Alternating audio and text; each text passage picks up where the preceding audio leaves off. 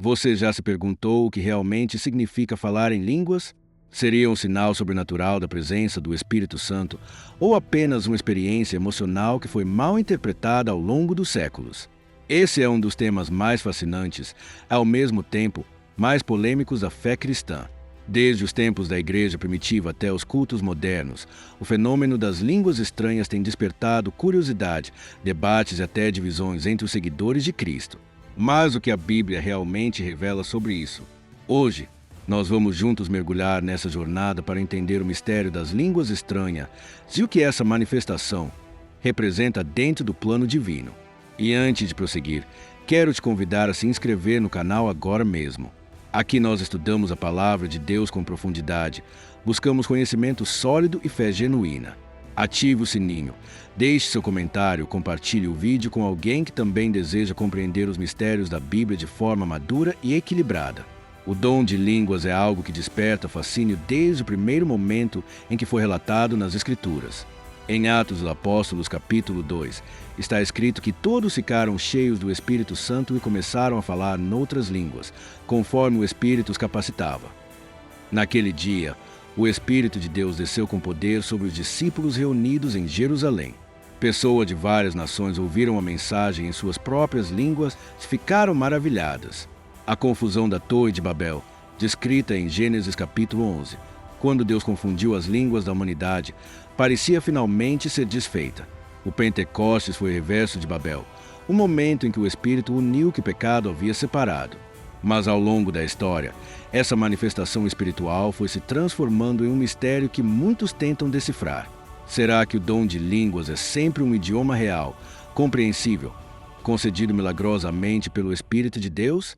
Ou existe também um tipo de linguagem celestial, espiritual, que ultrapassa a compreensão humana? O apóstolo Paulo, escrevendo em 1 aos Coríntios capítulo 14, disse: "Quem fala em línguas não fala aos homens, mas a Deus, pois ninguém o entende. Em espírito fala mistérios." Isso levanta uma questão profunda. O dom de línguas é uma mensagem do homem para Deus ou de Deus para o homem? Ao longo das próximas partes deste estudo, nós vamos percorrer a história da Igreja e analisar o que realmente aconteceu desde o Pentecoste até os movimentos modernos que reacenderam falar em línguas. Vamos entender quando e por que esse dom começou a ser visto como sinal do batismo no Espírito Santo e o que a própria Bíblia ensina sobre essa interpretação. Mais do que discutir práticas, vamos buscar discernimento. Porque o verdadeiro dom espiritual não se revela apenas nas manifestações visíveis, mas nos frutos do Espírito, como ensina Gálatas capítulo 5, versículo 22, que diz: "Mas o fruto do Espírito é amor, alegria, paz, longanimidade, benignidade, bondade, fidelidade, mansidão e domínio próprio." Prepare o coração, porque este não será apenas um estudo histórico, mas uma reflexão sobre a nossa fé, sobre o que realmente significa ser cheio do Espírito de Deus. E no final, você vai perceber que compreender o dom das línguas é compreender a própria essência da comunhão entre o divino e o humano.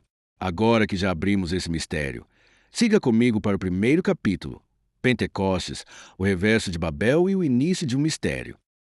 O cenário era Jerusalém, uma cidade cheia de peregrinos vindos de todas as partes do mundo conhecido. Judeus de diversas nações se reuniam para celebrar a festa de Pentecostes, 50 dias após a Páscoa. Foi nesse dia, segundo o relato de Atos dos Apóstolos, capítulo 2, que algo extraordinário aconteceu. E, de repente, veio do céu um som, como de um vento impetuoso, e encheu toda a casa onde estavam assentados. E apareceram, distribuídas entre eles, línguas como de fogo, e pousou uma sobre cada um deles.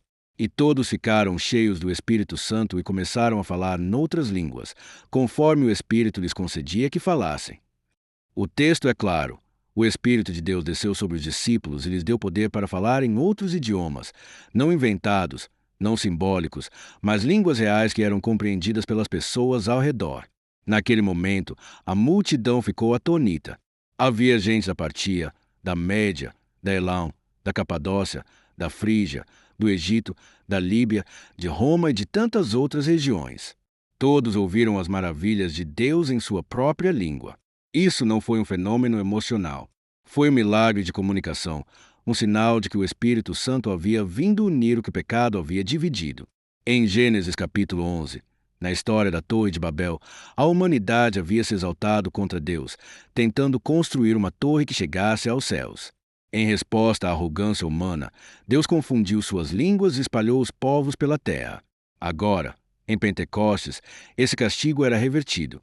O Espírito descia não para confundir, mas para unir.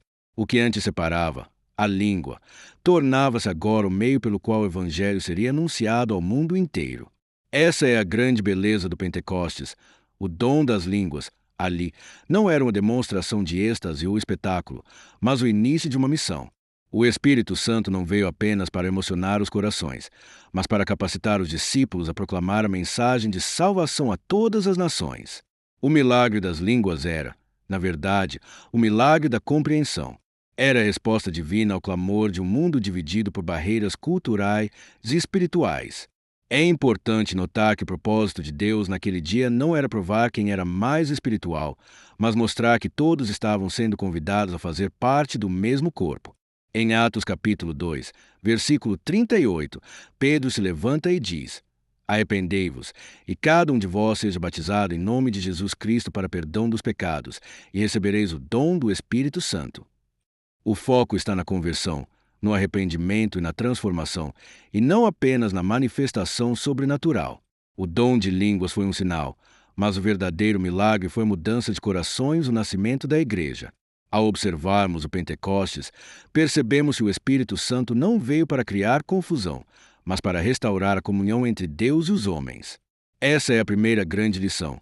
O dom das línguas, no início, foi um instrumento de unidade e não de divisão. Ele demonstrou que o Evangelho é para todos, para ricos e pobres, para gregos e judeus, para homens e mulheres, para todas as línguas e nações. Hoje, quando muitos falam sobre dons espirituais, é fácil se perder entre interpretações, práticas e tradições. Mas o Pentecostes nos lembra de que o verdadeiro propósito do Espírito é reconciliar o homem com Deus e o homem com o próximo. Aquele vento impetuoso que encheu a casa em Jerusalém continua soprando através dos séculos, convidando cada um de nós a sermos instrumentos da mesma mensagem. Cristo veio para unir o que estava separado. Se você já sentiu o Espírito tocar o seu coração, lembre-se, o maior dom não é falar em outras línguas, mas viver de forma que sua vida comunique o amor de Deus em qualquer idioma, em qualquer lugar, a qualquer pessoa. Com o passar do tempo, o dom das línguas descrito em Atos dos Apóstolos capítulo 2 começou a ser visto de diferentes formas dentro da própria comunidade cristã. O que havia nascido como um sinal de unidade, gradualmente se tornou motivo de confusão e até de disputa espiritual. Em algumas igrejas, esse dom passou a ser considerado uma prova de superioridade, como se apenas quem falasse em línguas estivesse realmente cheio do Espírito Santo. Mas será que essa era a intenção de Deus? O apóstolo Paulo, escrevendo à igreja de Corinto, enfrentou esse mesmo problema. Em 1 aos Coríntios capítulo 14, ele faz uma correção clara e amorosa, porque o que fala em línguas não fala aos homens, senão a Deus, visto que ninguém o entende, e em espírito fala mistérios. E mais adiante, ele acrescenta: Todavia, na igreja, prefiro falar 5 palavras com o meu entendimento, para instruir também os outros, do que 10.000 palavras em língua desconhecida. Com essas palavras, Paulo não rejeita o dom, mas o coloca em seu devido lugar. Ele lembra à igreja que o propósito de todo dom espiritual é edificar e não exaltar. Paulo via na comunidade de Corinto um erro muito comum: confundir manifestações emocionais com maturidade espiritual. Muitos se vangloriavam das experiências que tinham, esquecendo que o verdadeiro sinal da presença do Espírito não está nas manifestações visíveis, mas nos frutos invisíveis, aqueles descritos em Gálatas capítulo 5, versículo 22, amor, alegria, paz, paciência, benignidade, bondade, fidelidade, mansidão e domínio próprio. O dom pode emocionar, mas o fruto transforma. O dom pode atrair olhares, mas o fruto revela caráter. Esse ensinamento é essencial para os nossos dias, em que a fé, muitas vezes, é colocada em exibições de poder, enquanto o amor, a humildade e o serviço silencioso são deixados de lado. Paulo chama a atenção da igreja para a necessidade de disciplina espiritual. Ele orienta que, se alguém falar em línguas, haja intérprete. Caso contrário, que fale consigo mesmo e com Deus. Essa instrução mostra que o Espírito Santo não age no meio da desordem. O Espírito que desceu em Pentecostes não é um vento de confusão, mas um sopro de harmonia e sabedoria. Quantas vezes vemos, ainda hoje, pessoas buscando experiências espirituais intensas, mas sem o mesmo desejo de buscar santidade, arrependimento e transformação. É o risco de buscar o poder de Deus sem buscar o caráter de Cristo. E o apóstolo nos adverte contra isso. Em 1 aos Coríntios capítulo 13, versículo 1, ele declara: ainda que eu falasse as línguas dos homens e dos anjos, e não tivesse amor, seria como metal que soa ou como sino que tine. Em outras palavras, até mesmo o dom mais impressionante se torna vazio se não for guiado pelo amor. Quando o Espírito Santo fala, há reverência, há propósito e há paz. Quando é o homem que se exalta, o som se perde em confusão. É por isso que discernimento é fundamental. Paulo ensina que o espírito do profeta está sujeito ao profeta, lembrando que a verdadeira ação de Deus nunca anula o controle e a consciência do servo. Deus não toma o homem à força, ele o inspira. O Espírito Santo não produz desordem ou histeria, mas santidade e clareza. A disciplina espiritual é uma prova de maturidade. Não basta ter o dom, é preciso ter o discernimento. E não basta ter o discernimento, é preciso ter o fruto. O Espírito Santo não busca apenas corações abertos, mas corações obedientes.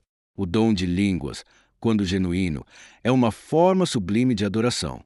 Mas quando mal compreendido, pode se transformar em orgulho religioso. Por isso, a verdadeira pergunta não é quem fala em línguas, mas quem vive no Espírito. Porque o Espírito Santo não veio apenas para dar dons, mas para moldar vidas.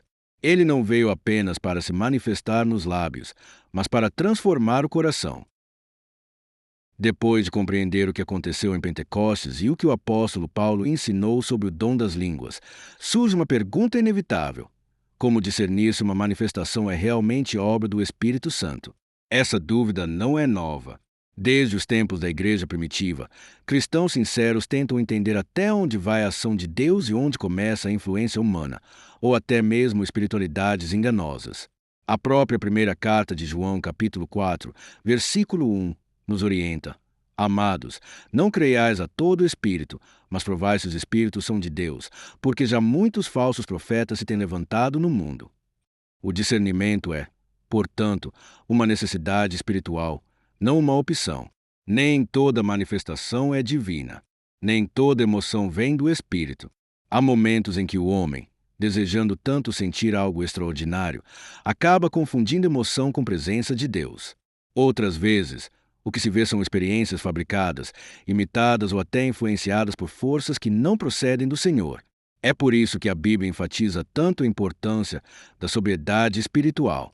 Em 1 aos Coríntios, capítulo 14, versículo 33, está escrito: porque Deus não é Deus de confusão, mas de paz. A presença do Espírito Santo nunca gera caos.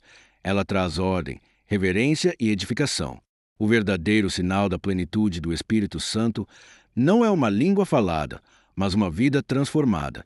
É o coração que perdoa quando seria mais fácil guardar rancor. É o servo que permanece fiel mesmo em meio à dor. É a pessoa que ama sem esperar retorno, que serve sem buscar reconhecimento, que confia quando tudo parece ruir. Isso é andar no Espírito. Como ensina Romanos capítulo 8, versículo 14, todos os que são guiados pelo Espírito de Deus, esses são filhos de Deus. Ao longo dos séculos, a Igreja viu movimentos poderosos e também excessos perigosos. O equilíbrio está em reconhecer que Deus é soberano para agir como quer, mas também é fiel à sua palavra e jamais contradiz o que ele mesmo revelou nas Escrituras. Quando o Espírito Santo se manifesta, há fruto, há crescimento e há testemunho. Quando apenas emoção, há ruído, há vaidade e há divisão. Por isso, antes de admirar quem manifesta um dom, observe quem manifesta caráter. Antes de se impressionar com quem fala em línguas, perceba quem vive em santidade. Jesus foi claro em Mateus capítulo 7, versículo 16: pelos seus frutos os conhecereis. O verdadeiro enchimento do Espírito não é medido pela intensidade do culto, mas pela transformação do cotidiano. É fácil falar em línguas dentro do templo. O desafio é demonstrar o fruto do Espírito fora dele, no lar, no trabalho, nas provações da vida. E se existe algo que o Espírito Santo continua dizendo à igreja de hoje, é isso.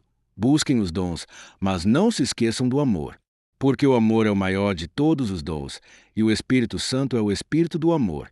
Ele não veio para dividir igrejas, mas para unir corações. Não veio para criar disputas, mas para curar feridas. O Espírito é o selo da promessa, aquele que testifica em nosso interior que pertencemos a Deus. Portanto, quando ouvirmos sobre falar em línguas, sobre dons espirituais ou manifestações sobrenaturais, lembremos-nos de que tudo isso deve apontar para Cristo. Se o foco se torna o homem, o dom perdeu seu propósito. Mas se o resultado é arrependimento, fé e transformação, então sim, ali o Espírito de Deus está agindo. Que a nossa busca nunca seja por experiências vazias, mas pela presença real do Espírito Santo. Que o nosso desejo não seja apenas falar, mas ouvir o que o Espírito diz à igreja. E que, ao final de tudo, nossas vidas sejam o maior testemunho da obra divina, não por palavras estranhas, mas por um amor que o mundo compreende sem tradução. Ao final dessa reflexão, uma verdade se torna clara. O dom das línguas não é um espetáculo para ser admirado, nem um selo de superioridade espiritual. É, antes de tudo, uma lembrança de que Deus continua agindo na história humana de formas que ultrapassam a compreensão. Mas a maior evidência da presença do Espírito Santo não está no som das palavras, e sim no silêncio transformador do coração rendido. O Espírito que falou em Jerusalém ainda fala hoje, mas fala através da mudança de vidas, do perdão que vence o orgulho, da fé que resiste ao desespero e da esperança que se recusa a morrer. O apóstolo Paulo nos ensinou em 1 Coríntios capítulo 13, versículo 8, o amor jamais acaba. Havendo profecias, desaparecerão. Havendo línguas, cessarão. Havendo ciência, passará. Essa passagem nos lembra que tudo o que é transitório, dons, manifestações, sinais, um dia cessará. Mas o amor, o fruto eterno do Espírito, permanecerá. É isso que diferencia uma experiência passageira de uma vida verdadeiramente cheia de Deus.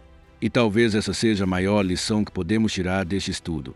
O Espírito Santo não é um sentimento passageiro, mas uma presença constante. Ele não se manifesta apenas em momentos de êxtase, mas também no cotidiano, quando enfrentamos o silêncio, a dor, o cansaço. Mesmo assim, escolhemos permanecer fiéis. Ser cheio do Espírito é refletir Cristo na forma de viver, de tratar o próximo, de suportar as provações e de continuar acreditando quando tudo parece perdido. Por isso, se você busca o Espírito Santo, busque com sinceridade. Peça a Ele discernimento, sabedoria e humildade. E lembre-se, o mesmo Deus que concedeu dons aos apóstolos também quer conceder a você algo ainda mais precioso, um coração moldado pela sua vontade. Agora eu te convido a refletir. O que significa, para você, ser cheio do Espírito Santo? O que o Senhor tem transformado na sua vida? Compartilhe aqui nos comentários a sua experiência, o seu testemunho ou até mesmo as suas dúvidas. É assim que crescemos juntos, em comunhão e entendimento. E se essa mensagem falou com você, inscreva-se no canal e compartilhe este vídeo com alguém que também deseja compreender melhor as verdades da palavra. Quando você compartilha, você também evangeliza. Deixe seu like e ajude esse conteúdo a alcançar mais pessoas que precisam ouvir sobre a ação do Espírito Santo nos dias de hoje. Que o Espírito de Deus continue soprando sobre a sua vida, guiando seus passos e enchendo seu coração daquilo que realmente importa: amor, fé e verdade. Porque, no fim, as línguas cessam, os dons passam, mas a presença de Deus, essa permanece para sempre.